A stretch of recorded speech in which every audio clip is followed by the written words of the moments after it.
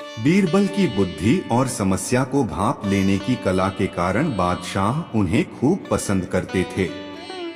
इसी कारण से दूसरे लोग बीरबल से उतना ही जलते थे। इन जलने वालों में से एक अकबर का साला भी था। वो हमेशा से ही बीरबल को मिला हुआ खास स्थान लेना चाहता था। बादशाह जानते थे कि बीरबल जैसा कोई और नहीं हो सकता है। वो अपने साले को भी ये बात समझाने की कोशिश करते थे, लेकिन उनका साला हमेशा कहता था कि वो भी काफी बुद्धिमान है। इन सब बातों के कारण एक बार बादशाह के मन में हुआ कि अब ये ऐसे नहीं मानेगा, इसे कुछ कार्य देकर ही समझाने पड़ेगा। तभी अकबर ने अपने साले से कहा कि तुम अपने दिमाग और सूझबूझ से इस कोयले की बोरी को सबसे ज्यादा लालची सेठ दमड़ी लाल को बेचकर आओ। अगर तुमने ऐसा कर दिया तो मैं तुम्हें तुरंत बीरबल की जगह दे दूंगा। यह बात सुनकर अकबर का साला हैरान हुआ, लेकिन उसे बीरबल की जगह चाहिए थी।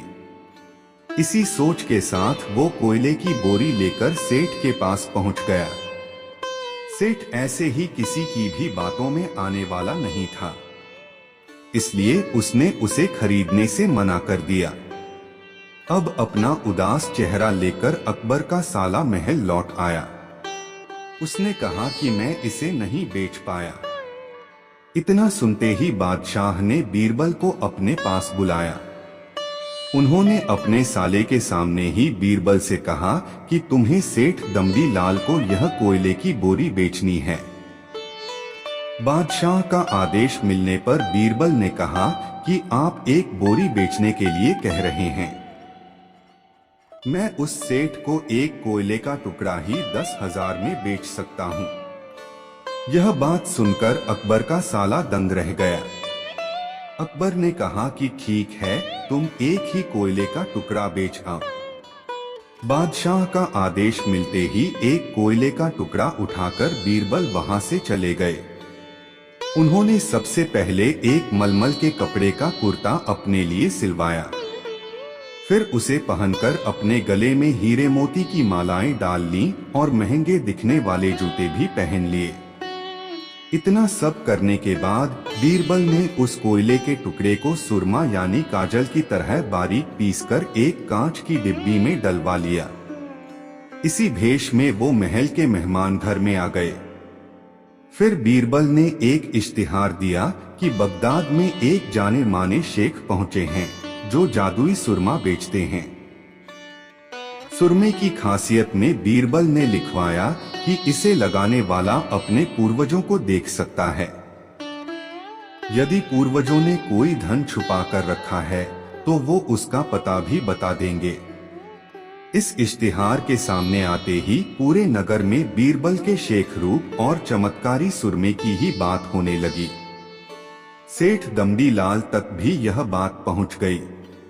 उसके मन में हुआ, जरूर मेरे पूर्वज ने धन गाड़ रखा होगा, मुझे तुरंत शेख से संपर्क करना चाहिए। इतना सोचकर दमड़ी लाल शेख बने बीरबल के पास पहुंचा। बीरबल ने जानबूझकर उन्हें पहचाना नहीं। सेठ ने शेख से कहा कि मुझे सुरमे की डिब्बी चाहिए। शेख ने जवाब दिया, बिल्कुल लीजिए, लेकिन एक डिब्बी की कीमत 10,000 रुपए है। सेठ काफी चालाक था।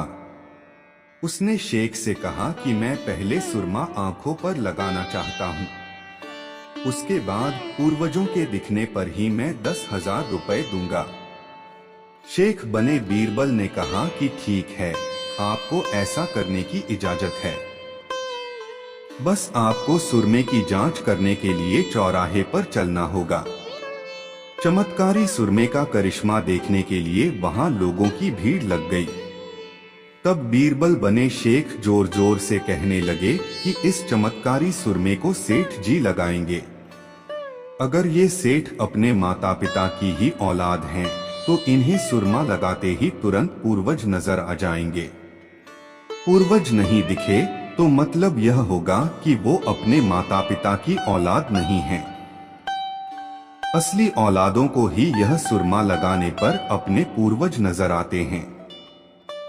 यह सब कहने के बाद शेख ने सेठ के आंखों पर सुरमा लगा दिया और कहा कि आंखें बंद कर लो। सेठ ने आंखें बंद तो की, लेकिन उन्हें कोई भी नहीं दिखा। अब सेठ के मन में हुआ कि मैंने कह दिया कि मुझे कोई नहीं दिखा तो भारी अपमान हो जाएगा। इज्जत को बनाए रखने के लिए सेठ ने आंख खोली और कहा कि हाँ, मुझे अपने पूर्वज दिख गए। इसके बाद गुस्से में लाल सेठ ने बीरबल के हाथ में 10,000 रुपए थमा दिए।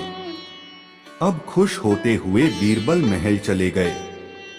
उन्होंने कहा कि लीजिए बादशाह, एक कोयले के 10,000 रुपए, और सारा किस्सा सुना दिया। यह देखते ही बादशाह का साला मुंह बनाकर महल से चला गया।